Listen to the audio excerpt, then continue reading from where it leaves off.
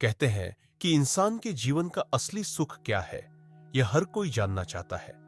कुछ इसे धन में ढूंढते हैं, कुछ सफलता में और कुछ भौतिक सुख सुविधाओं में। लेकिन क्या सच में सुख केवल इन्हीं चीजों में सीमित है? यह कहानी आपको यह सिखाएगी कि असली सुख कहां छिपा है और गरीबी दूर करने का असली मंत्र क्या है।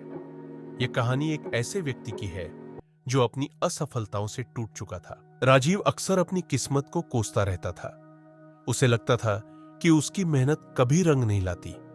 वह कोई भी काम पूरी तरह से नहीं करता था और अक्सर अधूरा छोड़ देता था। जब भी कोई मुश्किल आती, वह हार मानकर पीछे हट जाता।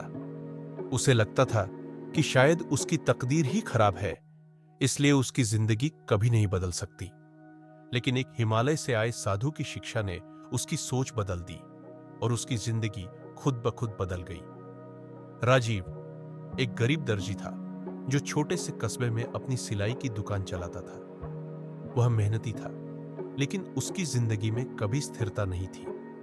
जितनी भी मेहनत करता, उतनी ही समस्याएं उसके सामने आ खड़ी होती। कभी सिलाई मशीन खराब हो जाती, कभी ग्राहक उधार लेकर पैसे नहीं लौटाते। उसकी दुकान का किराया चुकाना भी मुश्किल हो रहा था।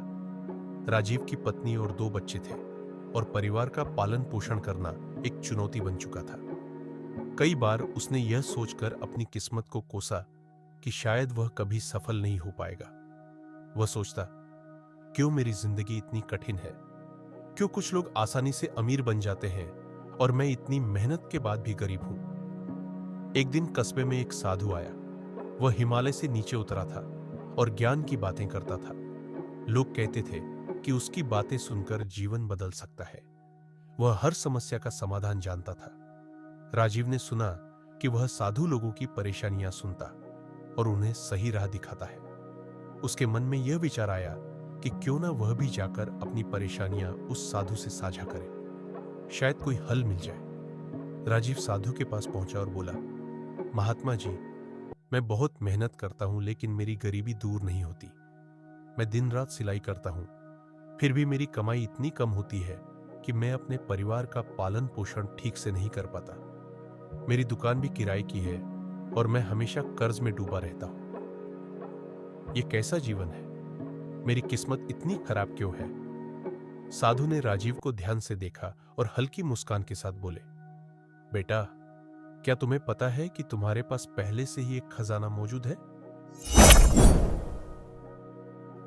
कहां है मेरा खजाना? अगर मेरे पास खजाना होता तो मैं आज गरीब ना होता। साधु ने गंभीरता से कहा, अगर मैं तुम्हें अभी खजाने के बारे में बता दूं, तो क्या तुम उसे प्राप्त करने के लिए मेहनत करोगे? राजीव बोला, अगर खजाना सच में मेरे पास है तो मैं उसे पाने के लिए कुछ भी करूंगा। साधु मुस्कुराए और बोले, तो सबसे पहले तुम अपनी दुकान से कुछ पुराने कपड़े लेकर आओ और मेरे पास आओ। राजीव भागकर अपनी दुकान पर गया, पुराने कपड़े उठाए और साधु के पास लौटा।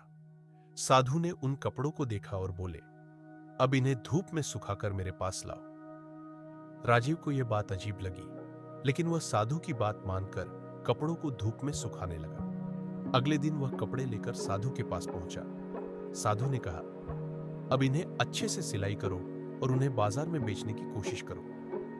राजीव को यह बात व्यर्थ लगी, लेकिन उसने सोचा कि अगर इस साधु के पास सच में कोई रहस्य है तो उसे इसका पालन करना चाहिए। उसने पुराने कपड़ों को नया रूप दिया और उन्हें बाजार में बेचने की कोशिश की। अचरज की बात यह हुई कि जिन कपड़ों को कोई खरीदने को तैयार नहीं था, वही कपड़े अब सुंदर लग रहे थे और कुछ ग्राहक उन्हें खरीदने को तैयार थे। धीरे धीरे यह उसकी नई आदत बन गई। उसने पुराने कपड़ों को नया रूप देना शुरू किया और उन्हें बाजार में अच्छे दामों में बेचना शुरू किया। धीरे धीरे उसकी आमदनी बढ़ने लगी। उसने अपनी दुकान का विस्तार किया और नए सिलाई उपकरण खरीदे। उसका धंधा चलने लगा और वह अपने परिवार के लिए अच्छा जीवन देने लगा। राजीव साधु के पास पहुंचा और बोला, महात्मा जी, मैंने आपके कहे अनुसार किया और मेरी जिंदगी बदल गई, लेकिन मुझे अभी भी समझ नहीं आ रहा कि खजाना कहां था। साधु हंसे और बोले, बेटा, तुम्हारा खजाना तुम्हारी सोच में था। जब तक तुम अपनी किस्मत को कोसते रहे, तुम्हें कुछ नहीं मिला। लेकिन जैसे ही तुमने मेहनत को सही दिशा में लगाया, तुम्हारी गरीबी दूर हो गई। साधु ने आगे कहा, इंसान के जीवन का असली सुख मेहनत, सही सोच और धैर्य में छिपा है। अगर तुम अपनी सोच बदलो तो जिंदगी खुद ब खुद बदल जाएगी। गरीबी तुम्हारी तकदीर में नहीं थी, बल्कि यह तुम्हारी सोच और कर्मों पर निर्भर थी।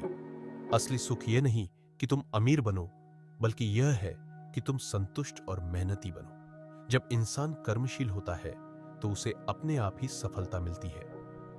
राजीव की आंखें खुल गई। उसने साधु के चरणों में प्रणाम किया और कहा, आज आपने मेरी जिंदगी बदल दी। अब मैं कभी भी अपनी तकदीर को दोष नहीं दूंगा और हमेशा मेहनत करता रहूंगा। इस कहानी से हमें यह शिक्षा मिलती है कि गरीबी सोच में होती है, तकदीर में नहीं। जब तक हम अपनी सोच को नहीं बदलते, तब तक हमारी स्थिति भी नहीं बदलती। असली सुख मेहनत, संतोष और सही दिशा में किए गए प्रयासों में छिपा है। अगर हम सोच बदल दें तो जिंदगी खुद ब खुद बदल जाएगी। अगर यह कहानी आपको प्रेरित लगी तो इसे अपने दोस्तों और परिवार के साथ जरूर साझा करें। हमेशा याद रखें, सोच बदलो, जिंदगी खुद बदल जाएगी।